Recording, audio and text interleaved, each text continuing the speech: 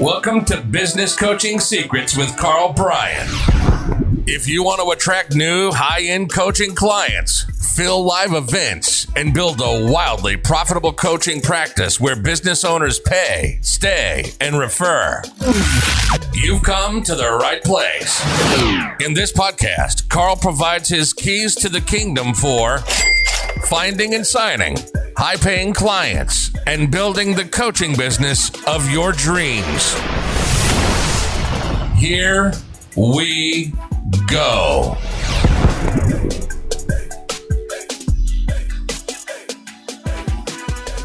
Hey everybody, welcome to another fabulous episode of Business Coaching Secrets. Your boy Road Dogg here with the main man, the man with the hair of, I don't even know. He's got a flow going like a professional hockey player, the guy on top of the hill, Mr. Karl Bryan. How are you, Shoots? Yo, Road Dogg. Doing well, bud. And I agree, man. If anybody could see, if we did this live and everybody could see me, they could see this flow. I am looking like a 21-year-old version of myself right now. Given the pandemic, couldn't get a haircut, so I've decided to let her go. But so there you go. Looking good. The only move that you have left there is to full on. Yeah, you know where I'm going with this, right? Like, you know what I'm about to say. Like, you have to get a mullet. If you don't get a mullet, like it's like you're insulting the entire hockey community. But you just got to see my grad picture sheets. That is a mullet. I could never duplicate that bad boy. That was impressive. But you never know, Shoots. Maybe I'll shave the sides and do the, what do they call it? Business in the front, party in the back. I was just gonna say, it's funny it's sort of like our podcast, right? It's like business in the front, party in the back. It's like we're business, but we're a little bit of fun all at the same time. We are the mullet of podcasts, if you will. Are we? Damn, I don't know. It's our boy Billy Ray Cyrus. I wonder what he'd have to say about that, man. I'll have to get him listening, man. Bring him on. When you say our boy, you can have him all to yourself. All right, let's just go ahead and dive right into this. We got some beauty questions here. Okay, first one. This one very important, I think, because who knows? Obviously, with this pandemic and everything else going on, it seems like, I know in Australia they're shutting down. I think Melbourne just got shut down and all this other stuff. It depends on where you are. We don't know what's next, so this is a very timely question. And the question is this: how do I help structure my coaching clients' companies so they're not vulnerable in the next pandemic? You're beauty question. How do I structure? Well, at the end of the day, I think the company's probably got their structure in place. But that being said, look, you just go to why do businesses fail, right? Like, let's start there. I tell you, there's 5 primary reasons. The number one, and I want you to put stars around this one. You want to bold it, italicize it, capitalize it, underline it, the whole lot. Cash flow. The reason why businesses stopped and ceased trade is because they got no cash, right? They continue to have cash, whether they raise it, earn it, what have you, or pull it out of the owner's bank account, and he personally loans it to the company, they continue to go. But once they run out of cash, it's game over. So look, 5 primary reasons why businesses fail. 1, cash flow. Number 2, I'll maybe try to put these kind of in order here. Like, they don't solve a market need. And notice the 2 words, market and need. A market as in, senior citizens or, women over the age of 40, and then the need. So like, what's the need? If you go to, senior citizens, you're providing, I'm trying to think of an example, but whatever it's going, I'm going to bypass that one, probably insult somebody. So I'll go, look, women over the age of 40, you provide Botox to women over the age of 40, so you're providing anti-aging solutions to them. You've got the market, and then you've got the need. The bigger the need, the greater the capacity for the business. Okay. So, and remember, businesses, the mistake that people make is they're always looking for ideas, right? Mistake. Karl, will this idea work? Will that idea work? Is this a good idea, etc.? A horrific way of going about it. You have to change your spidey senses and help your clients change their spidey senses to identify problems. That's where you go. The bigger the problem, The more people that have the problem, the easier it is to find those people with the problem, the bigger the business is going to be able to grow. The end. So basically servicing a market need, super important. Not creating a team is also just how many folks, they get going with the business. In fact, I've been writing emails about this over the last short period of time where, a business grows and the guy profits, 100,000 one year. His goal is to get to 500,000. Well, he goes from 100 to 200,000 and buys himself a boat. What's the problem with that? Just, the expenses, the tax implications, etc. What you really want to be doing is you want to be feeding that. I call it a feedback loop, or it's called the feedback loop.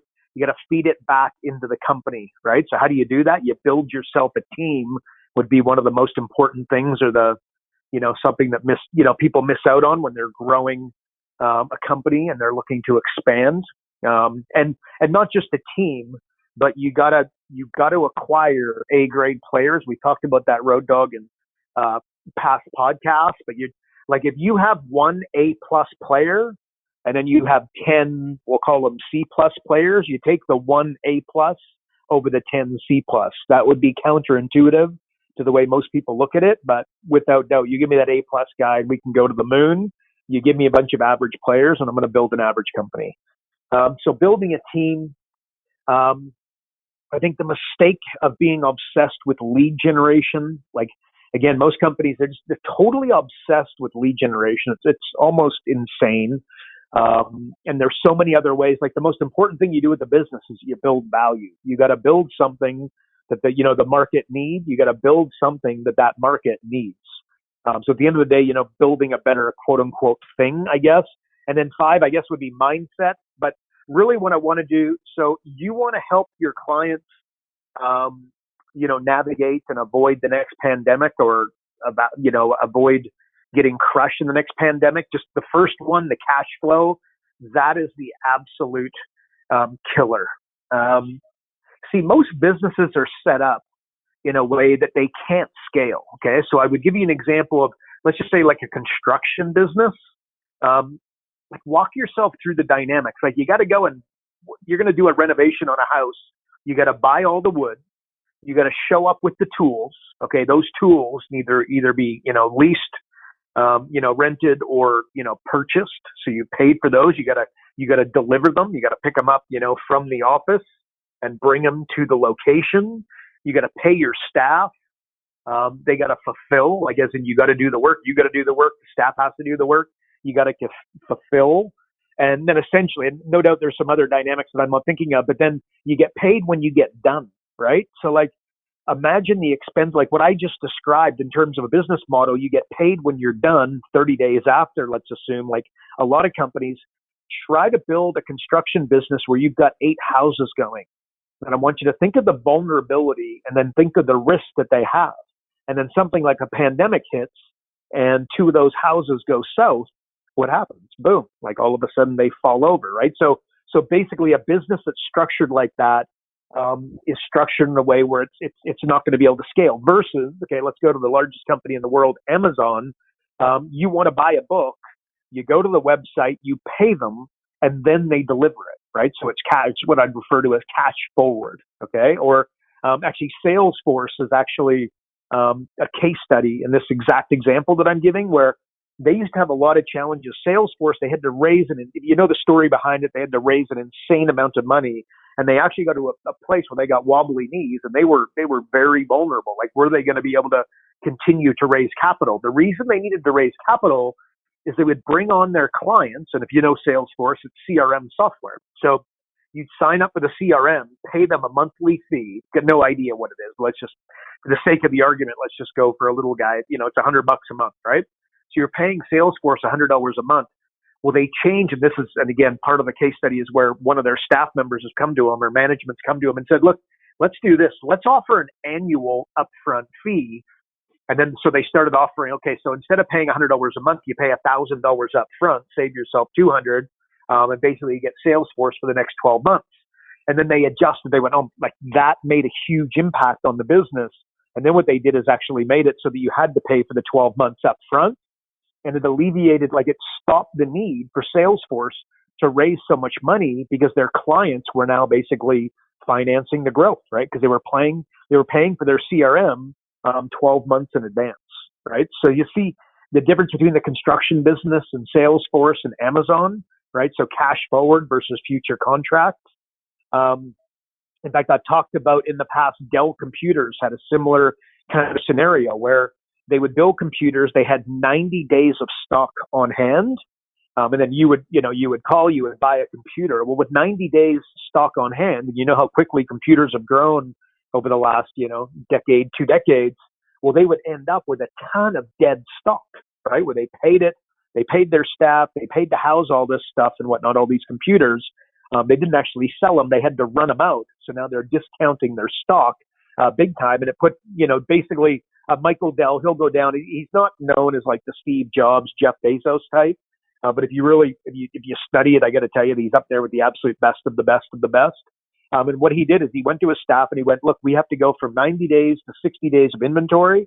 And the bosses went, oh my gosh, that's going to be tough. They got to 60 days. They go from 60 to 30 days. He goes, perfect. High five, everybody. We're going to go from 30 to 15 days. They went from 15 days. When you buy a Dell computer, you go to their website, you buy the computer, let's call it $2,000. You pay your $2,000. They start building the computer the second that your cash, right, hits their bank account. This isn't this isn't a future contract where you will pay when you receive it. You pay cash to them. Again, call it $2,000. They start to work on your computer. It takes them they have it down, so it takes them 3 hours to build your computer. It is shipped out and you have it in record time. So basically, Dell Computer has no stock. Okay. So think of the next pandemic hits. Again, do you think that Dell is going to be in a safe position? And the answer is absolutely. If the construction business, the pandemic hits and the guy's got 4, 6, 8 houses on the go, you can see how vulnerable, to the point where not only vulnerable, they're dependent upon how cashed up they are and whatnot.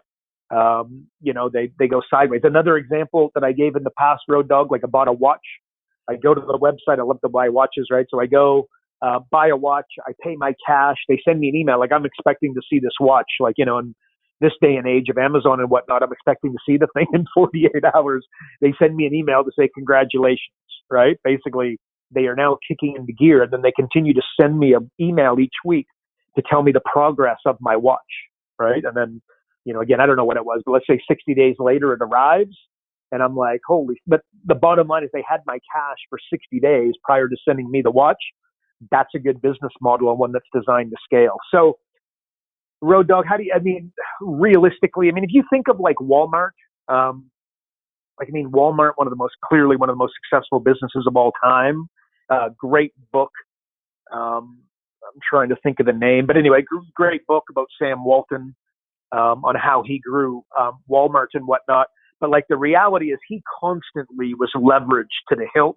And if something like this would have hit Walmart, and let's just say in the first decade of them growing, he would not have been able to withstand it, I'd say, right? Because again, so what am I getting at? To sit here and think that you're going to be able to help all your clients create a business that's pandemic proof is semi-unrealistic. But that being said, you got to, it's a great question. Strategic question. I love it. That's the answer that I give. But, let's not be unrealistic to think that you can go and, structure these companies in such a way so that they're not going to be vulnerable to a pandemic, right? We just got to hope that another pandemic is not coming around the corner, because this has been insanity. But Road Dog, cash flow, again, I gave a list of a bunch of different reasons why businesses fall over. No doubt there's a few others you'd put in those. Those are the 5 that I would give. But cash flow is the huge one, bud. So I hope that helps, man. What do you think? Well, I think when I go and purchase my new Swatch, I don't have any problems in terms of having to wait at all. Like, I just pick the color and the armband that I want, and I'm off to the races, big shoots. See, I'm not sure why you got to spend as much on that. You just get a Swatch for like 20. Photo we took, buddy, that pink photo you had, man, or the pink watch you had in the photo we took. You look fantastic, Shoots. You look fantastic.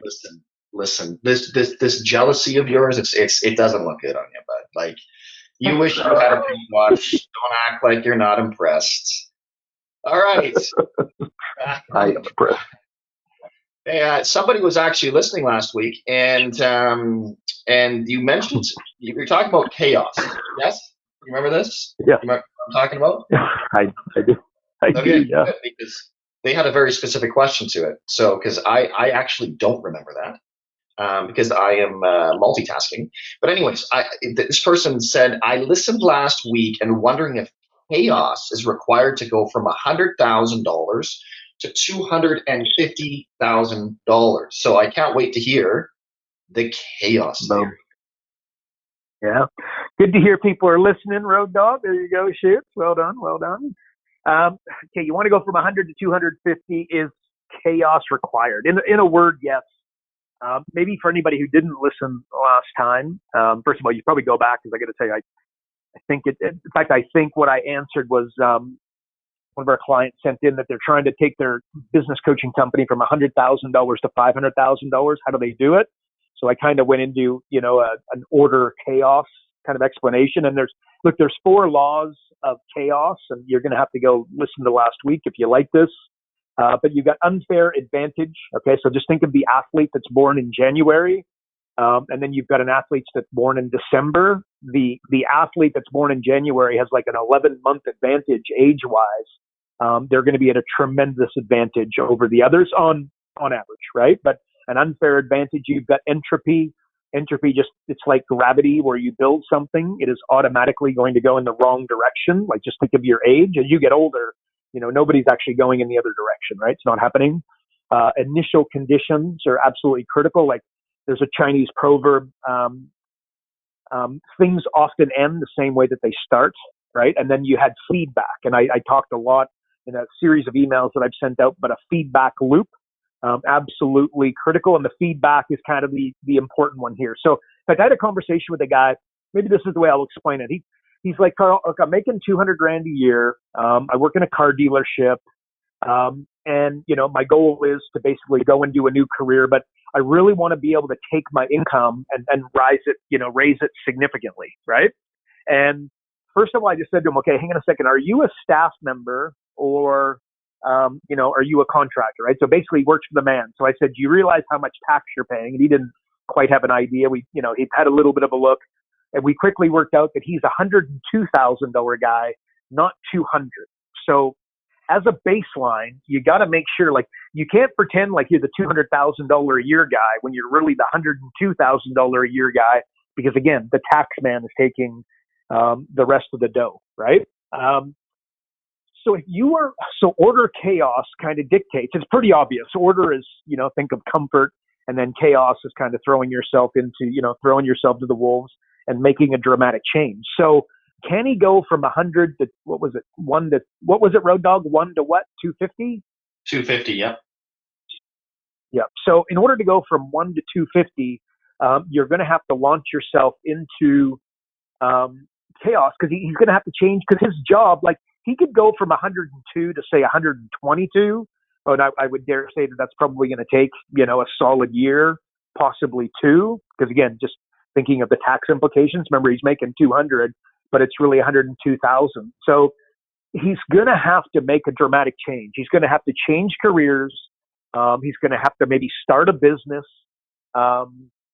He's just going to have to look. You're going to have to make some changes. So the answer, in a nutshell, is yes. So the company that you're coaching, maybe let's just make sure that everybody, we get business coaches listening. If your client made $100,000 of profit last year, and their goal is to make 250, don't think that you're going to continue as per, normal, that like he or she is not going to have to hire somebody. You're going to have to, or possibly fire somebody, right? Those would be 2 examples of chaos versus order. You're going to need to make some dramatic changes. So the guy that I was describing, again, he's going to have to launch himself into chaos, and your coaching client is also going to have to launch themselves into chaos in order to get there. And by the way, the average person, do they launch themselves into chaos? And the answer is absolutely not. And frankly, this is where a lot of people end up stuck, and they don't quite, realize why they're stuck. Maybe worded like differently, like, you don't become your dreams. This guy's dream is to make 250 grand, or it appears as such, right? You don't become your dreams you become the lowest, how do I want to word this? You become the lowest standard that you find acceptable. Like the lowest standard that you can accept personally, that's where you live, not in your wildest dreams, right? So again, the lowest standard, like your standard is order, and then your dreams basically become chaos. So I don't know, Road Dogg, that's, you know, you just gotta, you gotta get comfortable with chaos. And by the way, like in my own world, and I've talked about this on different podcasts, I've used some different wording like certainty, but like my brother committed suicide when I was 16. My mother then drank herself to death. Like I grew up in a really chaotic environment. In fact, I grew up in a semi-regular, normal environment until about the age of 14. And then everything went sideways big time. So to this day, I'd be lying to say anything other than I'm challenged in chaos. You know, I'd much prefer order. I much prefer comfort. I refer to it as more certainty, by the way. I prefer that. But in order to achieve, you know, hopes and dreams and build a big company, the reality is that I have had to spend an enormous amount of time in chaos and kind of, we'll call it running towards the fire, which is what I think a lot of people kind of, you know, think of it as they're, you know, they're launching towards. What do I mean? Hiring a staff member, that's running towards a fire. Firing a staff member and then hiring somebody new, running towards a fire. So you kind of just got to get your head around that. You know, you just, again, managing your downside versus your upside is really what it's about. Like, how many people make loads of money? Like this guy goes to 250 grand, starts crushing it, and then ends up with nothing, or ends up self-sabotaging the job, or does this for 10, 20 years and then, you know, blows all the money on boats and, you know, stuff, quote unquote, right? If you buy stuff, you end up with stuff, and they end up nowhere. Because again, think of, it's their lowest acceptable standard. Like that's where you end up, sadly. So yeah, Road Dogg, I think, like maybe even, okay, from a sales perspective, right? Because again, I'm talking to business coaches, want to make sure that we're, you know, explaining order chaos and kind of bringing across this message properly. Like if you give me a sales guy and I'm going to give him a killer truck, right? Like I grew up in the country. We all, you know, we love trucks, pickup trucks, this, that, and the other. This is going to be like a $230,000, you know, bee's knees truck. And I give it to him and I say, okay, you have got to make X sales, right? You're going to meet this quota or we take the truck away. And you got 12 months, right? So you have to meet this quota on a monthly basis for 12 months. And if you meet it, you keep the truck. And if you don't meet it, I take the truck away. And then we've got another guy who I say, okay, here's the quota. And on 365 days, like 12 months from today, if you hit X quota, you get the truck. If you don't hit the quota, then you know, continue to drive your Toyota, right? Well, I'll give you 2-to-1 odds without seeing the sales records of these two guys that I just described. I'll give you 2-to-1 odds and bet on the guy who's going to lose the truck versus the guy that's going to get the truck, right? So again, it's loss versus gain, pain versus pleasure. So order chaos, again, you've got to throw yourself into chaos. Otherwise, again, you just stay in comfort, right? Like, but losing that truck would be seen as chaos big time is what I'm describing. So yeah, Road Dogg, that's good. That's awesome. By the way, that somebody is listening and, you know, further advancing some of the questions that we're answering. But in a word, somebody that wants to go from 1 to 250 grand, if you want to go from 100 to 200, 100 to 120, you can do that in comfort. You can do that in order. You want to go from 100 to 200, 100 to 250, like this guy has asked, you are going to have to run into the fire. You're going to have to quit a job, start a job, quit a business, start a business, take your existing business and change it dramatically, like by hiring and firing staff, etc. So it's a really important topic. We mentioned last week Jordan Peterson, who I screwed up his name, by the way, but Jordan Peterson. So if you order chaos, if this topic is one that you like, hopefully I'm doing a reasonable job of giving you a 30,000 foot view on it. But I got to tell you that he describes it. It's something that he goes really in depth with and does a great job. If you love the kind of order chaos thing, Jordan Peterson would be your guy. But there you go, Road Dogg. That's my answer, man. Hope that helps. You're actually getting my brain going here pretty good this morning, dude. Like when you're talking about the chaos and the lowest, what'd you call it? The lowest standard? Lowest standard that you will accept. That's where you go. Yeah, you don't go to your dreams. You go to your lowest standard. Yeah. Okay, so because I'm trying to wrap my head around this, so somebody's just say let's not even go from 100 to 200. Let's say somebody's just trying to get to their first 100,000. Like how would that work? Because how can you, I guess, get somebody to feel pain when they're starting out their business, when maybe they can't afford to make some big moves right out of the gate? Like, is there anything there that you can think of? Because I'm just trying to think of. Yeah. So the question would be, remember the little red arrow, you are here? Well, the guy, he wants to make 100 grand. My question is, where was he previous to that and doing what? Right. So if he was making 70, 75, and now his goal is 100, then we can probably keep him in order and just pour a little bit of gasoline on. But if he wants to go from 100 to 250, which is again, you're just not going to do it. You're not going to work at a car dealership, make 102,000, and then suddenly start making 200,000 without making a dramatic change. Just not going to happen, right? So a different way of saying change would be order chaos, because it's not change, it's chaos, right? Within your own, within your ears. And yeah, so that's, like the little red arrow, you are here, would be super important to establish the guy that you just described, whether we can get him there. Got it. Okay, cool. All right. By the way, and also having great clarity on what you want, I think is super important. Like on a like you'd mentioned to me once before, like you seem to me, Road Dog, more like the kind of guy that's happy making $250,000 and just sort of kicking back a bit. And it's interesting because that actually struck a nerve a little bit with me, which is interesting, right? It's sort of like not being clear on what you want is such a dangerous thing. And I think a lot of people have a lot of big goals and ambitions, but they're not really clear on exactly what that looks like when they're there, right? So that's just an observation from my solo time with King Karl on the back of a Sea-Doo. So there you go. There you go. Well, I would say, Road Dog, to that, see, there's a lot of people, like, let's face it, most people, they want what they don't have, right? It's a 101. And I would say that a good percentage of those folks actually have what they want, but don't realize it because they haven't done what you just said, right? They haven't established what it is that they want. Like, we've talked about, in many podcasts, that's critical, right? Like Kobe Bryant was Kobe Bryant because he wanted to be the greatest basketball player of all time. Like the end. You can see interviews of him when, years and years and years ago as he was coming up, where he would just tell them straight up, like, that's my goal. And he didn't want Road Dog to think he was the number one basketball player or me or anybody else. It was his opinion of himself, right? And because of that, Kobe's day-to-day life became very easy. Like, do you wake up at 6 a.m. or do you wake up at 8:30, right, to go train? Do you train 3 times a day or once a day? Do you, if the other guys are doing 100 free throws, do you do 125 in a row, right?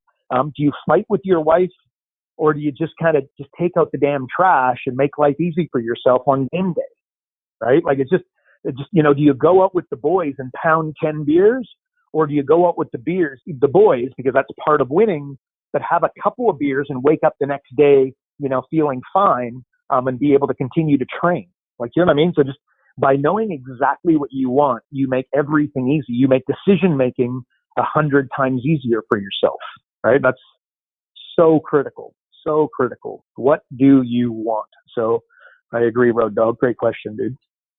It's funny because I think it's going to actually kind of bleed into this next question here too. So correct me if I'm wrong, because I actually think this would be a huge part of it. But because the question is, I know I've heard you talk about this, but want to ask you directly. My clients don't take action. How do you combat this? Before you even go into what you're going to say, I have a feeling just having that question of like, what do you want, would be a great starting point. Yeah. Dude, 100% high five, man. And I would just say, do what I said last time. So, you know what I mean? Because we have answered it, you know what I mean? And, whether I'm going to answer it the same this time, don't know. But look, not taking action. Look, if you have a program, okay, and just let's assume you're a business coach, right? And people are not taking action. First of all, you're not alone. So don't let this, stress you to the nth degree. Because the best of the best have this challenge. People buy books at Amazon and then don't read them. So if Jeff Bezos decided that, shoot, I can't sell books to people, I can't have them spend $50 and then not read the book, right? I better shut down Amazon. Could you imagine that happening, right? But the equivalent of that happens with a lot of coaching. So just, don't beat yourself over the head. Like if you could solve that challenge, world peace would be next, right? So, but here's what I'd say. If you have this challenge where people are not taking action, your program is probably too much tactical business advice and not enough Jedi mind tricks, right? You have got to move people out of their way to get them there. An example, and I've used this before, but I'll use it a million times in the future. I've got a 7-year-old daughter. 8 o'clock hits and she has to brush her teeth, put on her pajamas, jump into bed, right? Well, same house, same daughter, same dad, same relationship, same mom and dad, same dynamic, same toothbrush, everything. But every night is like, semi-interesting, right? Where some days I got to be playful. Some days I got to get mad, whatever it is. Sometimes I got to, brush my teeth aside or whatever it is.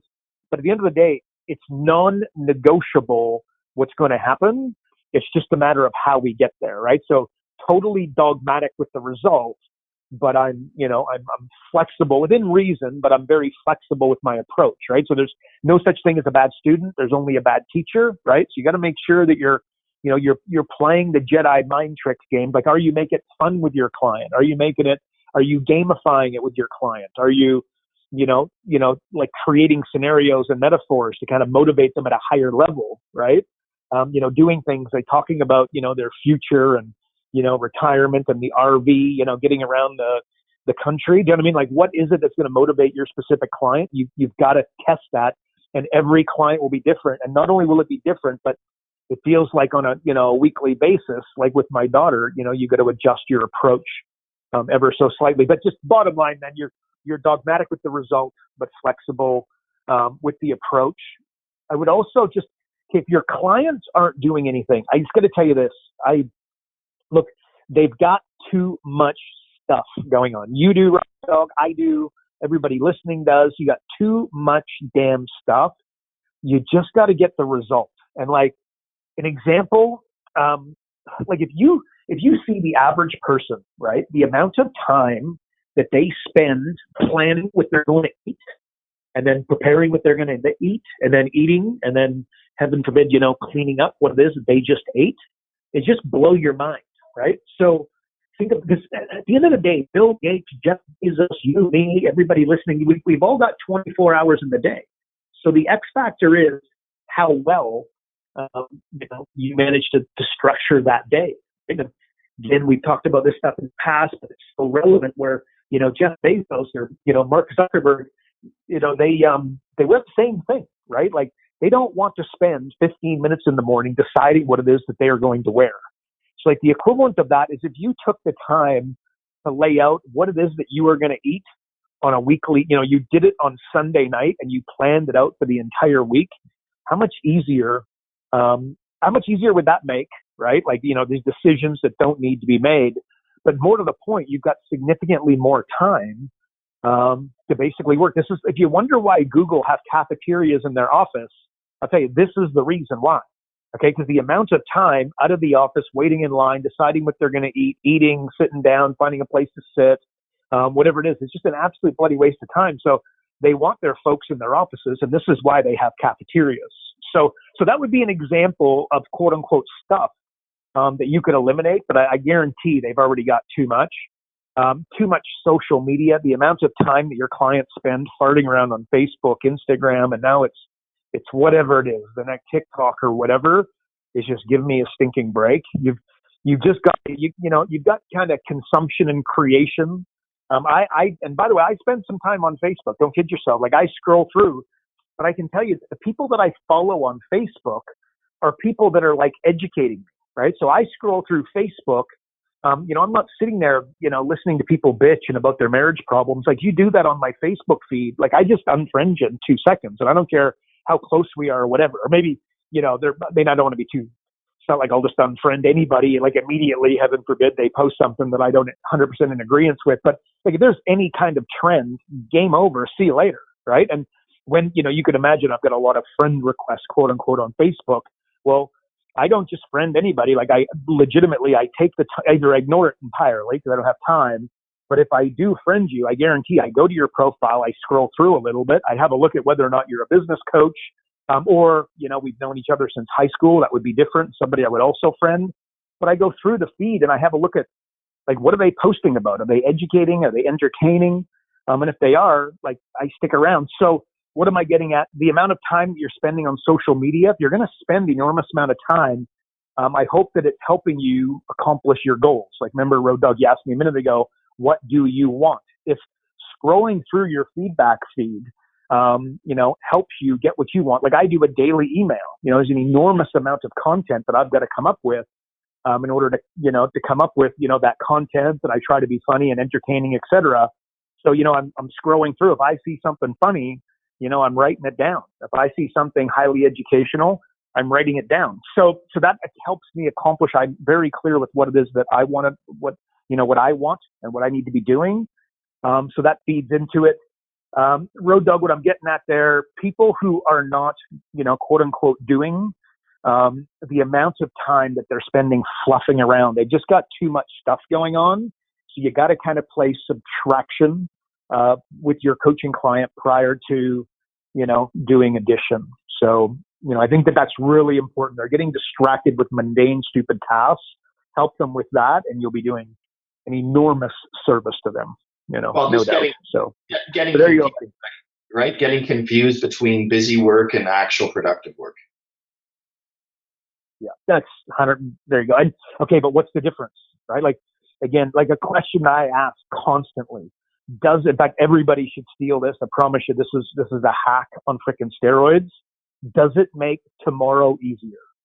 If it makes tomorrow easier, I do it. If it doesn't make tomorrow easier, I don't do it, right? So like, I just mentioned my daily emails as an example. If I go to my computer right now, like I hang up the phone, I jump on my computer, and I pump out an email for tomorrow, does that make tomorrow easier? And by the way, the rest of today easier? The answer is yes, right? If I go and write 4 emails for the week, does that make my life easier? The answer is yes. Does it make tomorrow easier? Is a massive question to ask yourself consistently, and that will help you with what like on Sunday night, lining up what it is that you are going to eat for the next 5 days throughout the week.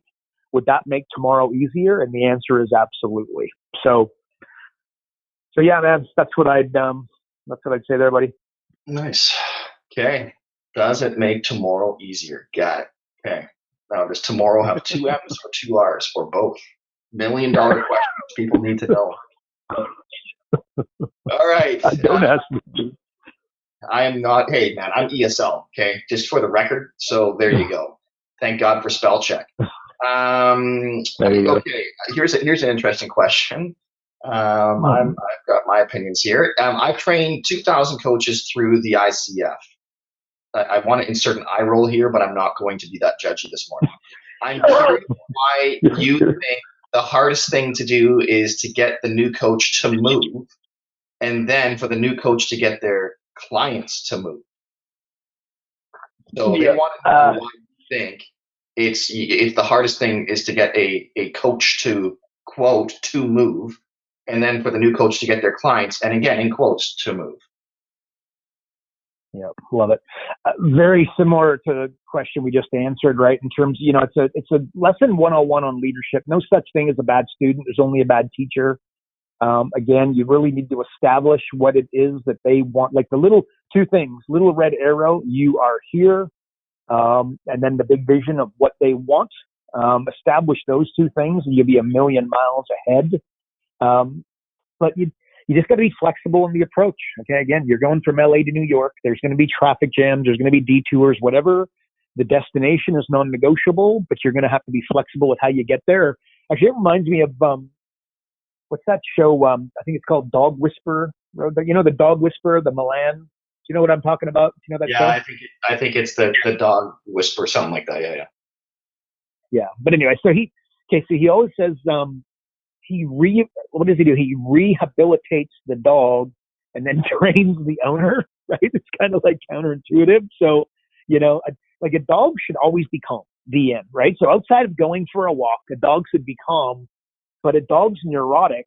Basically, it's got like, if a dog is neurotic, it's got all the, like, basically to do with the owner, right? So like, basically when a dog is led by an unstable person, the dog goes into, like, quote unquote, I need to lead the pack kind of mode. Well, basically neurotic behavior in his dog is when they're leading a human, right? So like, a dog should never be leading, you should be leading it, right? So again, if you see a dog who's totally neurotic, it's the person. So this is where Milan talks about he's got to rehabilitate the dog because he's been messed up, and he's got to train the owner. So like, people see unpredictable as threat and danger. So again, you've got to make sure, like, just think of the, the business owner that's, snapping at his clients or losing it at his staff, that kind of thing, right? So, and even like when you're disciplining your children is an absolute, this is like, you need to be, like, they can't, if they see you as a threat or danger, and that happens, and we, again, most people listening are parents, right? We've all been guilty of losing our mind, or getting a little bit too upset.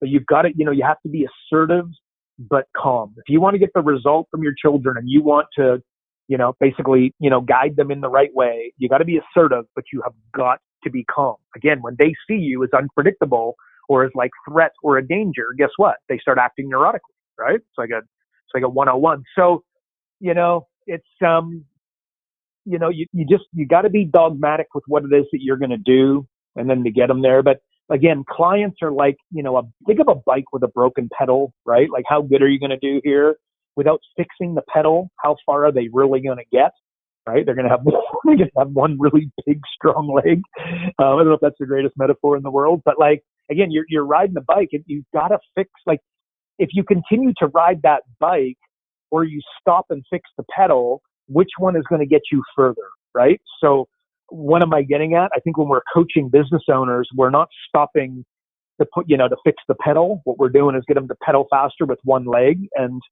that's not the roadmap that we want to be, we want to be providing. Even, and think of just our parents, and just like the way, like, we grew up and we get rewarded with what? Candy. We get rewarded with what? Ice cream, right? And then as we become adults, that turns into beer and wine, right? Like, is that really reward, right? It's back. You got to go backwards to kind of go forwards. Most people are more focused on saving the old than they are building the new. So I guess what I'm getting at, Road Dog, most people, you've got to accept that this coaching client is broken. It's the bike with the broken pedal, and you have got to fix that pedal before you get them to speed up with the one leg. So again, I don't know if that's the best metaphor, man, but there you go, Shoots. That's what I'd say. Like, seriously, a broken pedal? That's where you're going? Want to hear a good one? So when I was a kid, I used to BMX. I did a fair bit of BMX racing, and I had a guy. He was actually a black dude, and he had one leg, and he beat me. Right. And I was just like, oh my God, what the hell happened? The dude with one leg smoked my ass. Oh my God. But anyways, yeah, so that happened. So there you go, Road Dog. But those are my BMX days. I didn't say I was any good at it. I said I did it. But so one of your favorite movies of all time was Rad, I'm guessing? Shoots. That was filmed in my hometown, Cochrane, Alberta, bud. Not known for a lot. It's got some good ice cream, which is world famous, frankly. Town of 5,000 people, and we had the movie Rad filmed, and literally my the high school gym that I grew up in and learned how to do whatever, basketball, volleyball, and everything else. Literally was where the movie Rad was filmed. So there you go, Crew Jones, baby, Crew Jones. So you know what? There you go. That's something new every day, and not just about coaching or building a business. Sometimes just about Carl getting beat by a guy with one leg. All right. Closing. I want to talk about closing and closing calls for a second, because we have a question here. Is there a framework you use on a sales call to close coaching? And I think that would be very beneficial for everyone to hear. So why don't you walk us through that if you would? Framework. I'd be careful with just, locking yourself into a framework, because again, every situation is going to be, I take that back. You really should have a framework, but, be be sure to, be flexible as you're moving along. Don't just take the framework and think that, every situation you're just going to ask this question, that question, this question, that question. Like I used to have a legitimate, I sold millions of dollars of coaching using what I call a sales and marketing audit. It had 120 questions, in order, just, laid out. I can almost ring them off the top of my head. I knew them so well, did them so many times, but with a different, like if a client didn't have a website or a client did have a website, you could imagine that, the part where we start talking about websites would be adjusted, right? If they are doing social media or they're not doing social media, you can imagine that you got to be a little bit flexible during that. That's what I mean. But yes, you absolutely want a framework to guide. So what would I do? Look, first of all, in fact, we talked about this last week. You got to take control, right? Like you walk into a retail environment, okay, and you're about to, you're looking to buy a coach. When you are leading the salesperson around the store, there is a problem. The salesperson needs to be leading you around the store, right? So make sure that you walk in, you explain here, as part of the framework, here's what we're going to do. This is the way it's going to work. You're going to sit here. I'm going to sit here. You're going to be on the other end of the phone and I'm going to be here. Open up your screen and, go here so you can see my screen so I can show you what I want to show you.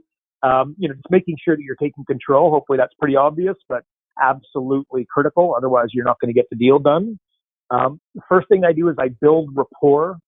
2 hacks for doing that is you got to compliment and relate. Okay, so I walk in. So the first thing, like I want to relate with you. Oh, you've got 3 kids, I've got 3 kids. You grew up in the country, I grew up in the country.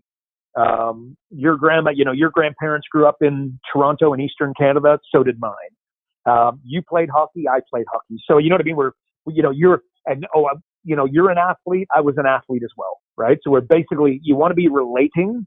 And then you want to be complimenting, right? So I'm like, oh, what an amazing office. What an amazing truck. What an amazing picture of your family. What an amazing website. I like, the name of your company. That's pretty cool. The picture of you and your family on your LinkedIn profile. That's cool. So relate, and then compliment is a really quick way because you've only got so much time. Like if you have, say, 90 minutes carved out, for your consultation and your close, you can't spend all your time building rapport. So that's a hack to make it happen really quickly. And then of course I establish a you are here, little red arrow, you are here. How do I do that? Why did you start your business? When did you start your business? What do you do in your business? What are the revenues of your business? These are a couple, real quick questions that can give me a really clear picture as to where they are currently at. Another very important, I have to pull out this question right here. This is the most important.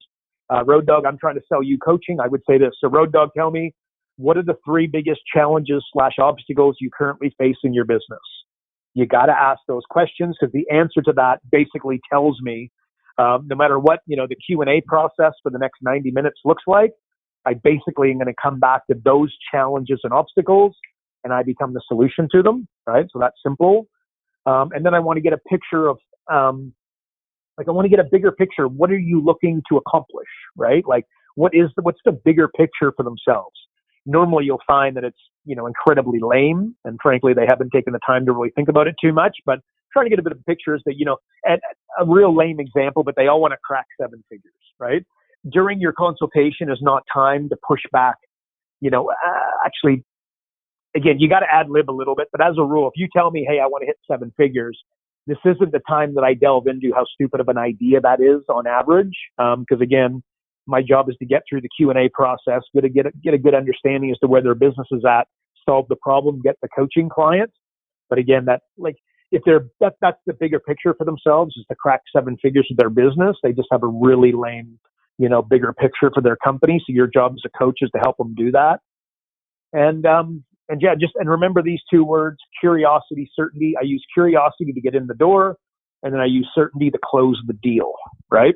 But so Road Dog, just make sure that everybody, so like as a framework, look, I'm taking control. That's a 101. Again, they don't lead me, I lead them, the end. I build rapport as a starting point. And then I establish the little red arrow, you are here. I pull out of them, what are your biggest challenges, your 3 biggest challenges / obstacles. Listen to what they say.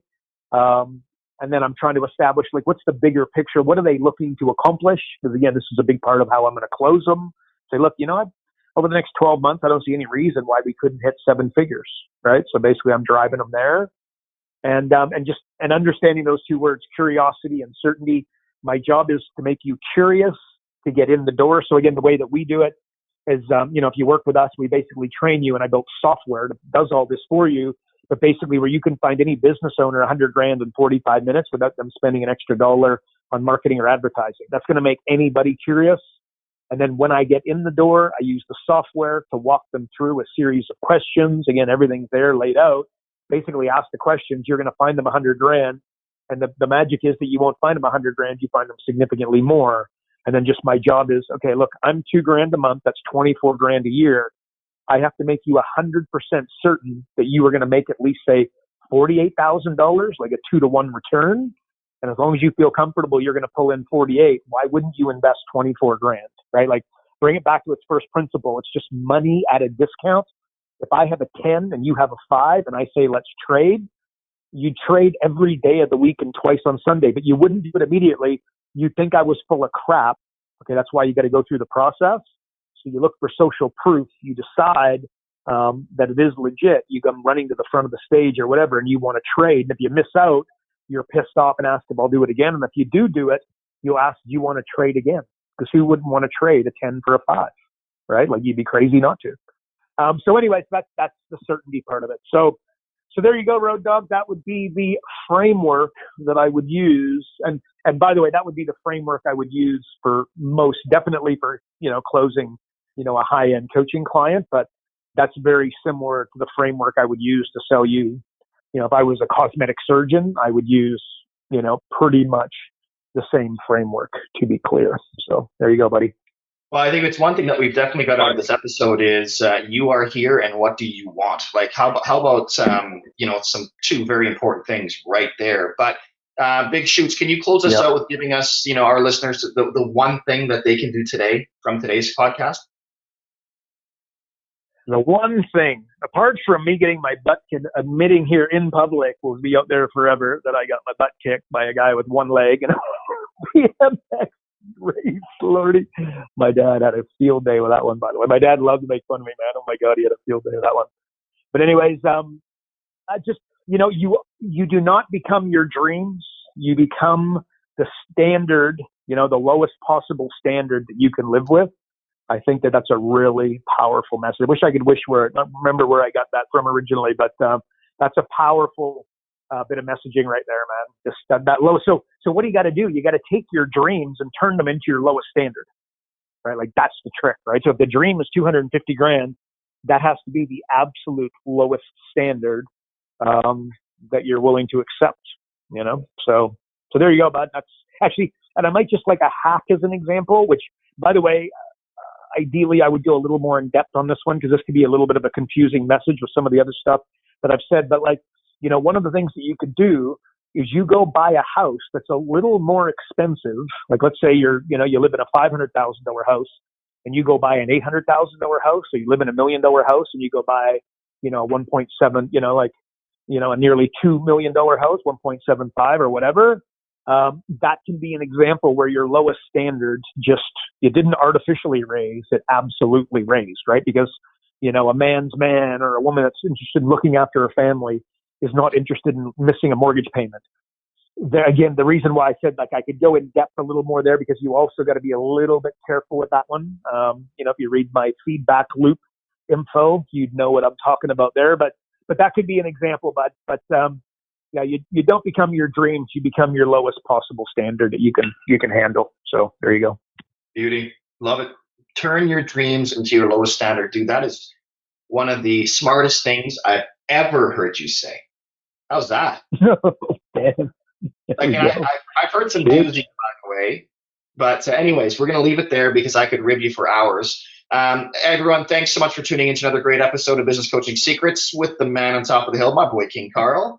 If you're not getting Karl's daily emails, or you want more information on how to build your coaching company, visit focused.com, focused with an ED at the end, and subscribe today. Also, if you enjoyed the podcast, please share with an existing coach or someone that you think would make a great coach. a highly motivated type, Tony Robbins fans, that type of, salesperson. And of course, as always, we'd appreciate if you'd rate this episode. As we know that iTunes and Spotify give an insane amount of weight towards reviews. So please leave us a review if you like what you heard. Well, that's it for another week, everybody. And remember, progress equals happiness. Make it a great week, everybody. Karl Bryan built Profit Acceleration Software 2.0 to train business coaches how to find any small business owner more than $100,000 in 45 minutes without them spending an extra dollar on marketing or advertising. This becomes a business coach's superpower. So as a business coach, you'll never again have to worry about working with business owners that can't afford your high-end coaching fees. Check us out at Focused.com.